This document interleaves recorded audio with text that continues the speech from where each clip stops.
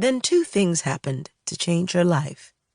She was going through some old boxes stored in the house in Miami, which she was putting on the market, when she ran across an article she'd clipped from a magazine a few years back. It was entitled A Place Called Hope, and it detailed a small town where older people, foster children, and potential foster parents lived together in an intergenerational community.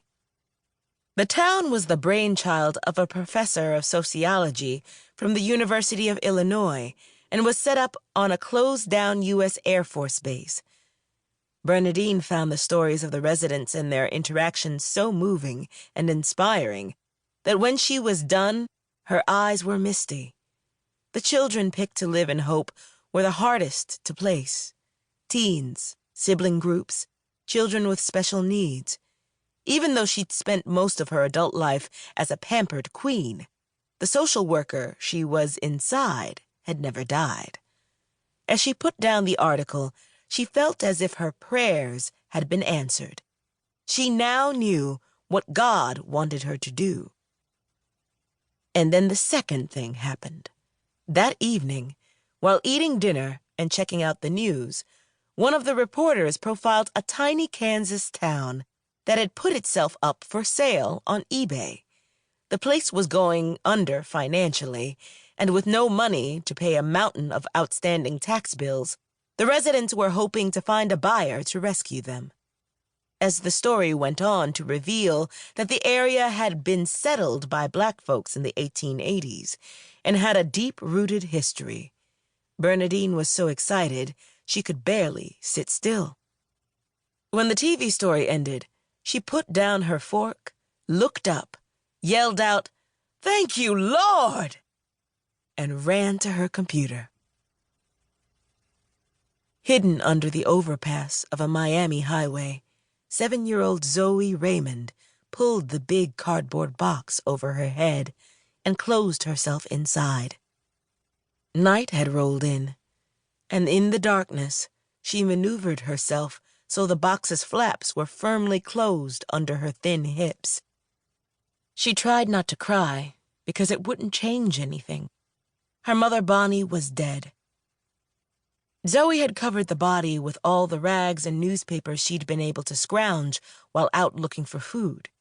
But the shroud wasn't enough to keep the rats from desecrating her corpse. This was the second night, and they were on her again, squeaking and snarling and fighting each other. She'd tried to run them off the first time, but there'd been too many, so to protect herself, she scrambled under the box and sat quiet with her hands over her ears, and the screams stuck in her throat until the sun came up and they went away. But tonight, they seemed to know she was inside. They were scratching at the cardboard and bumping the box, and she was shuddering with terror and fear. She tried to keep the box level so it wouldn't tip over, but seconds later light appeared from a hole made by teeth. It grew larger. The assault on the box became manic, and then she and her box toppled.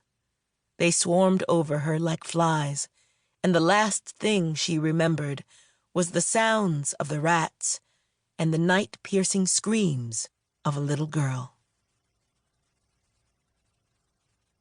Chapter 1. Trenton July, the mayor of Henry Adams, Kansas, called the emergency town meeting to order with a bang of his gavel. "All right, let's get this started. Who wants to go first?" Riley Curry, the former mayor, rose to his feet. He was wearing his favorite pinstriped suit with its ever-present fake red carnation pinned to the shiny worn lapel. As always, he looked around for a moment to make sure all eyes were on him before speaking. "I'll start by demanding we rescind the offer." Murmurs of agreement rose from some of the 30 or so folks seated on the worn wooden folding chairs in the church's small sanctuary. But Trent saw disapproval on the faces of those who disagreed. "Offer's already been accepted, Riley. We signed the..."